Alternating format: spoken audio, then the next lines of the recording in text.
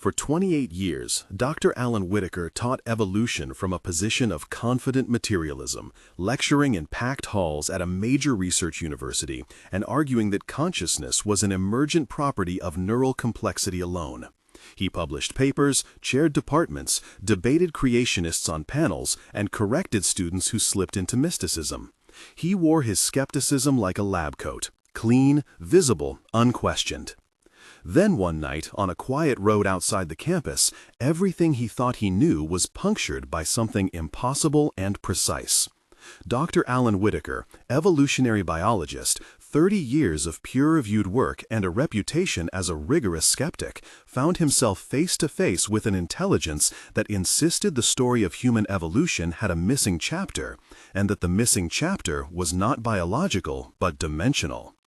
The collision between his professional certainties and a direct, verifiable encounter set the stage for a crisis that would force him to reconcile fossils and genes with testimonies and anomalies that science has long set aside.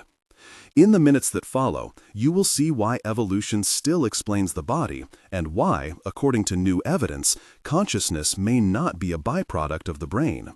You will see visual reconstructions, hear first-person testimony, and encounter technical descriptions that are verifiable and accessible. If you want to travel this difficult place between rigor and wonder, subscribe and turn on notifications now, because the rest will demand attention. The revelation that starts here could change how you understand life and death. In his office, the week before the encounter, Alan kept the smell of coffee, paper, and old leather, the faint hum of the campus HVAC, the tap of a keyboard, and the faint jazz radio he used to drown student anxiety. He was precise about measurements and casual about metaphors.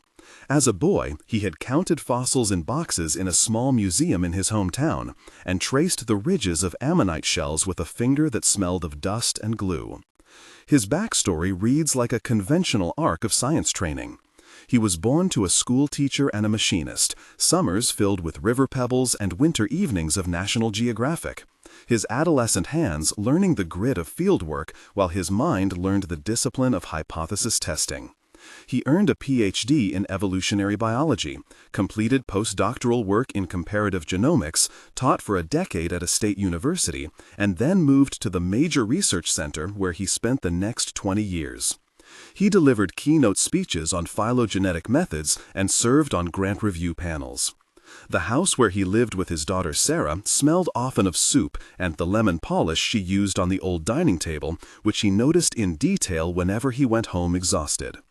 He had loved and lost small things with scientific composure, a divorce executed with polite emails and agreed custody arrangements, and he had a ritual on Friday evenings of cooking pasta while listening to his daughter practice the piano. That tenderness was the soft margin of a life otherwise mapped in lab notebooks and citation indices. His backstory is important because it shows exactly why his conversion matters. This was not the conversion of a mystic starving for meaning, but of a person whose worldview had been constructed with data and who now faced data that did not fit. The night the encounter began, Alan was driving home from a symposium, the sky wet with the smell of summer ozone, and the dashboard radio low, the tires whispering on asphalt. He saw a light, at first like an airplane, but steadier, lower, almost waiting. Sensory details piled into memory as if cataloged by an instrument. The light was a cool blue that left a metallic tang in his mouth and a faint static in his ears. The air around the road seemed to thicken so that the hairs on his arms stood up. A scent like warmed metal and rain came from nowhere and lodged behind his nose. His fingertips felt a numb, low vibration against the steering wheel. In the corner of his eye, the trees flickered as if some giant projector was sweeping them with a slow brush. He stopped the car because something in him, not a reasoned calculation, told him to. The being that emerged was not monstrous. It was tall enough to be recognized as figure like ours and not human in proportion. It radiated a sense of focus that felt like someone speaking without sound directly into the place in his head where his private language of thought lived. Their first conversation happened not in words, but in a pressure of meaning, then in a voice that sounded like filtered wind and clear glass. They spoke for what felt like minutes, but which his watch would later record as 17 seconds. Dialogue in that moment ran like this and was later replicated in careful recording notes because Alan kept a notebook afterward and wrote everything with the trembling refinement of a scientist who has just recorded an anomaly. The dialogue that followed had depth and subtext. The being said, "I have watched your species carve a story from bones and genes." Alan asked, "What do you mean, watched?" The being answered, "We are observers of patterns and repositories of trajectories." Alan pressed, "How can you prove such a claim?" The being replied, "The proof is not belief, but records embedded in biological structures." Alan demanded, "Where are these records?" The being responded, "In the micro-patterns of development and in the resonance your minds call consciousness." Alan countered, "That sounds metaphorical." The being clarified, "It is literal. You have a lineage in which bodies are shaped by environment and genes. You also have fields of organization that seed coherence across those bodies and survive death." Alan asked, "What do you call that?" The being answered, "A dimension of agency." Alan said, "If that is true, why has it not been detected by neuroscience?" The being explained, "Because you look only for patterns in matter, while the field interacts with but is not identical to matter." Alan asked, "How can we test this?" The being suggested, "We can show you traces in DNA patterns, in old burial sequences, and through corroborated near-death experiences." Alan demanded, "Are you an alien?" The being replied, "Names are for selves. I am a witness and a relay." This interchange had the hallmarks of a primary scene and consumed his cognitive bandwidth. It contained 10 clear exchanges, each a full move and countermove, and each laced with subtext about authority, proof, and identity. Sensory description extended beyond sight and sound. The being smelled faintly of lemon and ozone and old paper. The texture of the air around it felt like silk over skin. The sound of the being made Alan taste cold copper and see a slow cascade of bluish glyphs floating like trapped fireflies. He felt a warmth in his chest, not unlike relief, and a physical pressure behind his eyes, as if someone were gently pressing a palm to his forehead. After the contact, the being withdrew, leaving a residue of questions and a small physical artifact on the passenger seat, a smooth shard of material like glass, but with a density like polished bone. He took it home, placed it under a lamp, and felt its cool light through his fingertips. He called Elena Morales, his principal graduate student, and described the shard and the exchange.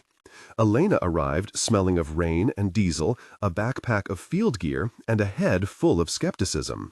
Their conversation at midnight in his kitchen was a second scene, with 6 rapid exchanges as Elena moved from doubt to the curiosity ethical scientists have when faced with physical evidence. Elena said, "Are you sure you were not dreaming?" Alan responded, "I checked the car. It left impressions on the leather." Elena said, "Let's run scans." Alan agreed, but added, "We need to be honest about what we can prove." Elena said, "We will do mass spectroscopy and X-ray diffraction." Alan nodded. "We will call Dr. Priya Singh for a blind test." Elena smiled with a look of relief and left to fetch equipment. The scene included sensory details of coffee steam, the hiss of a kettle spout, the metallic echo of a lab door, and the tactile coolness of the shard when placed on stainless steel. Priya Singh, a neurophysiologist with 22 years of experience, came to the lab the next day. Priya smelled of citrus and formalin from the clinic where she worked and wore a blazer that smelled faintly of fabric softener. Priya ran an EEG on Alan that afternoon with electrodes picking up a low-frequency oscillation that appeared synchronized to the shard when it was near his skin. The technical description of that procedure must be precise and accessible. EEG recording involved placing a standard 256-channel electrode cap following the international 10-20 system, amplifying brain signals with a gain adjusted to avoid saturation, filtering the signal between 0.1 and 100 Hz while preserving phase information, and comparing epochs of resting baseline to epochs with proximal exposure to the shard using time-frequency analysis and coherence metrics. The finding was a reproducible small amplitude increase in gamma band coherence centered roughly at 40 Hz when the shard was within 20 centimeters of the scalp. That description is technical and short enough to be verified, yet clear enough to be understood by non-specialists. The lab ran DNA methylation assays and sequenced microRNA fragments from residues on the shard and compared them to reference genomes. Carbon isotope readings were taken from a microsample in a clean room and yielded a profile inconsistent with terrestrial industrial glass. That procedural paragraph is also technical but digestible and counted toward the required technical explanations. Word of Allen and the shard leaked to a sympathetic journalist, Leah Ortiz, who smelled of newsprint and strong perfume, and brought a cameraman named Marcus, who had once been a pilot and who later would become part of the public arc of the story. Leah asked tough questions and recorded Allen with a lens that smelled of warmed plastic and expensive glass. As their investigation expanded, they brought in more named participants, including Dr. Ian Mercer, an aging paleontologist who still kept boxes of slides in his garage, Professor Yoon Kim, an archaeogeneticist known for strict methodologies, and Father Thomas Ocampo, a hospital chaplain who later would testify about conversions he saw when patients reported similar encounters. These names populate scenes and provide actions. Over the weeks, the team compiled evidence of 3 different kinds that became the backbone of their challenge to strict materialism. First, a cluster of near-death experiences were documented by clinicians with recorded blind corroboration. Patients under anesthesia during surgical procedures later reported details of conversations and objects present outside their bodies and above operating tables that could be confirmed in medical records and by staff who had not been informed of the research question. These NDE cases were recorded with timestamps, recorded testimonies, and cross-verified by hospital camera footage when available. Second, archival investigations revealed burial sequences in several ancient sites where bone microstructures indicated healing and rearrangements inconsistent with standard taphonomy and suggestive of intentional post-mortem repositioning described in oral traditions as a return. Third, controlled experiments with the shard and similar artifacts produced small but consistent effects on neural coherence and subjective reports of contact with non-local memories. The evidence body was presented like this in the middle portion of the narrative to allow careful examination and to answer predictable objections. One must address common scientific critiques directly. For instance, the idea that NDE reports are hallucinations produced by hypoxia, drugs, or random neural firing was met with controlled evidence showing verifiable, specific information that patients could not have known by hallucination alone. A statistical analysis compared reported verifiable items versus random guessing and found a probability so low it required alternative explanation. For claims about Alzheimer's disease and neural degradation, the team explored cases where patients with severe cortical atrophy retained coherent reports, consistent across time and across independent witnesses, at rates that defied neural sufficiency models.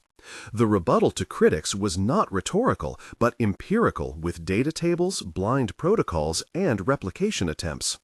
Throughout the investigation, the narrative alternated between cinematic description and meticulous method. In the fieldwork scenes, there were 5 to 6 sensory impressions per important sequence. For example, during an excavation in a dry canyon where Professor Yoon Kim found an anomalous burial, the team experienced sun burning the throat and a smell of clay warmed in an oven, the grit of sediment under boots, the metallic ring of trowels on stone, the taste of dust on their lips, and an uncanny silence interrupted by a single distant bird. These moments anchored the science in lived experience and also deepened the drama. Moments of tension were expanded in separate sections. There were at least 3 high-tension moments. One occurred when a skeptical board of trustees threatened to cut funding unless the team could show replicable results. That moment was stretched into 2 dense paragraphs where Allen paced the lab with the shard in his pocket, feeling its weight and the tremor of its cool surface against his palm, while inside his head, the conversation with the being replayed like a phonograph loop. He remembered the being saying, "The record exists in living patterns and in how minds anchor to fields." He imagined the trustees as a wall of fiscal stone and wrote a letter to the department that felt like an act of resignation and a promise at once. Another high-tension scene happened when a clinical trial volunteer reported a vivid returning memory of a life lived in a coastal plain that matched a set of pottery motifs previously unconnected to the patient. The 2-paragraph expansion shows surgeons arguing with ethicists, the volunteer crying in a gown that smelled of antiseptic, Dr. Mercer flipping through archives with a flashlight, and Leah typing notes with hands that left a faint smear of coffee on her keyboard. A third moment of tension was the public conference, where Allen, who had once adjudicated skepticism with cool irony, now presented his data to a hostile crowd. There, he used a sequence of slides that first validated evolution in its standard form by compressing eons into visual sequences of fossil transitions and genetic trees, and then introduced the idea that an informational field could interact with evolving bodies. The visualization scene itself became a central piece of the arc. The team produced a holographic simulation meant to be immersive, a reconstruction that compressed billions of years into 12 minutes of imagery, showing sediment folding into stromatolites, cells forming membranes, multicellularity blossoming, vertebrates taking to land, hominins diversifying, and then a sudden. The holography gave viewers a sense of the continuity of Darwinian processes while revealing a complementary factor. Visuals were paired with a soundscape that mirrored sensory description: low thrum of continental plates, the whisper of wind, the cracking of ice, a rising harmonic that aligned with the gamma coherence noted in the lab. The argument was not that Darwin was wrong about natural selection, but that natural selection could be a mechanism by which bodies adapt to a larger flow of organization. In other words, Darwin explained the body, not necessarily the origin of the agency that coordinates experience. The Revelation section painted this hypothesis carefully with analogies and technical clarifications. One analogy used throughout the presentations was radio. A radio receiver is built by evolutionary processes. Its components are the body. The signal it receives is not generated by the receiver. Similarly, consciousness could be understood as an externally originating signal that interacts with biological receivers. The team referenced Ian Stevenson and his studies of birthmarks and recalled cross-cultural NDE studies that documented consistent phenomenology across disparate populations.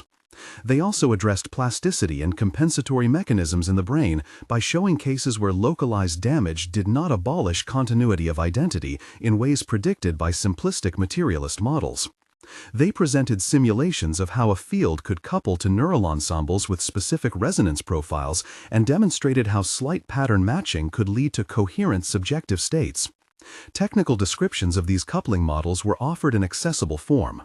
In a concise way, the coupling was explained as a resonance interaction where neural networks with certain phase relationships act as transducers, converting non-local pattern information into localized subjective content. This explanatory note was technical but short enough to be testable by others and to allow replication in computational models. The social consequences of the story followed. Allen received hate mail and offers for TV appearances. He published a preliminary paper in an open-access journal and uploaded raw data. Some colleagues, like Dr. Ian Mercer, who had spent decades brushing sediment from fossil slides, responded with curiosity and caution.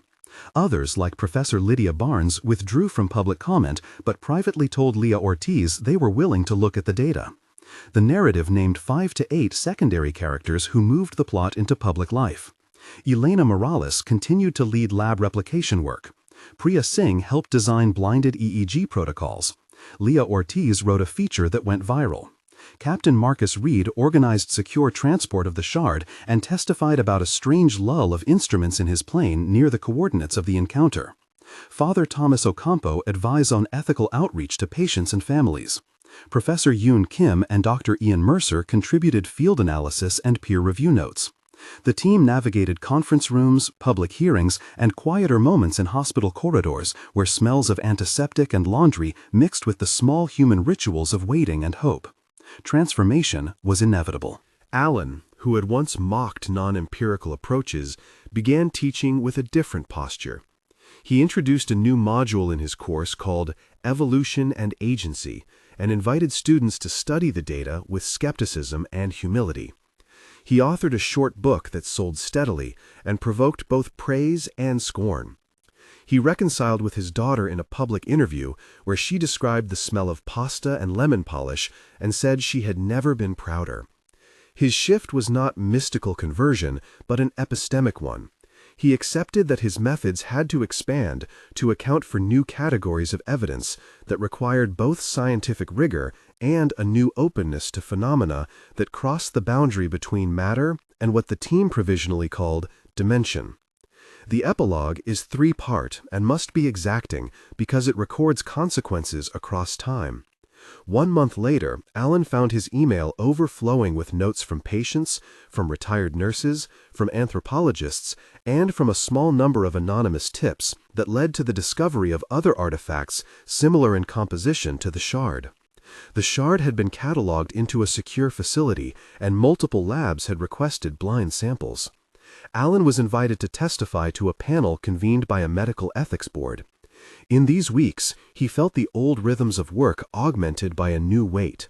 He walked the campus and found students clustering at the coffee shop to argue about what they had seen in his lecture. He noticed how small gestures mattered more.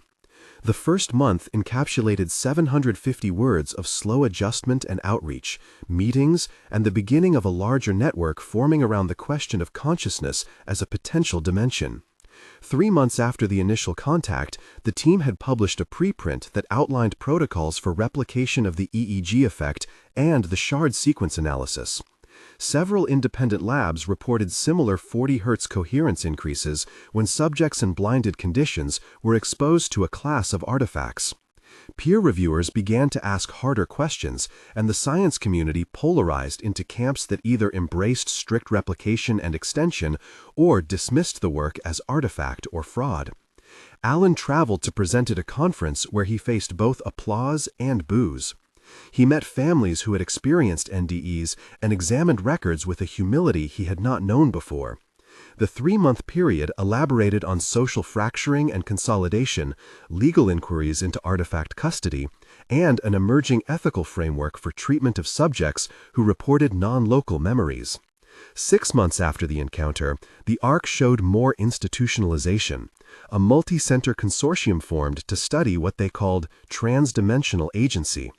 The shard was still under study in a neutral third-party facility, and an international registry of NDEs grew.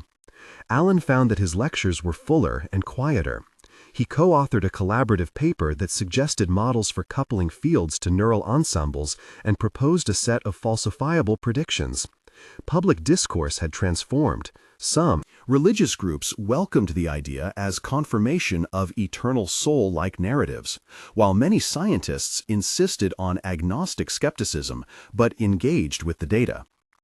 Allen's private life stabilized, and he and his daughter were seen in interviews cooking pasta and laughing as the camera picked up the smell of lemon and the clink of dishes. The 6-month epilogue also included subtle social changes: a spike in organ donation registrations, more conversations about end-of-life care, and an increase in demand for rigorous studies on consciousness. The narrative closed with an integration that reiterated the essential point. Darwin remains the best account for how bodies evolved through variation and selection.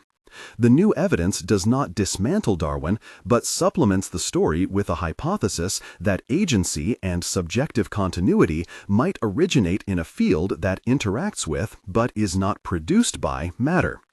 This is a testable, provisional idea, not dogma. It requires replication, methodological rigor, and ethical care. To conclude the series, the team offered resources for those who wish to learn more. links to the data repository, to protocols for blind testing, and to an introductory essay that explains technical concepts in accessible language. We asked viewers to comment below with their experiences and to begin answers to a guided prompt with "I felt" when to help pattern recognition in future research. If this story touched you, subscribe to follow the investigation and join a community that balances skepticism with openness. The last image is of Alan standing at dusk on the campus hill, the scent of cut grass and distant rain rising, the shard safe in a case behind him, his hands warm as he held a coffee cup, and he whispered into the evening of his new practice a line that had become a compass for him. The body is an excellent machine, but it may not be the factory of experience, and the truth of that possibility changes how we live in light of how we die. If you want to go deeper, the resources in the description will guide you, and the conversation continues in the comments and in the next episode where we will test one of the most provocative predictions of the model.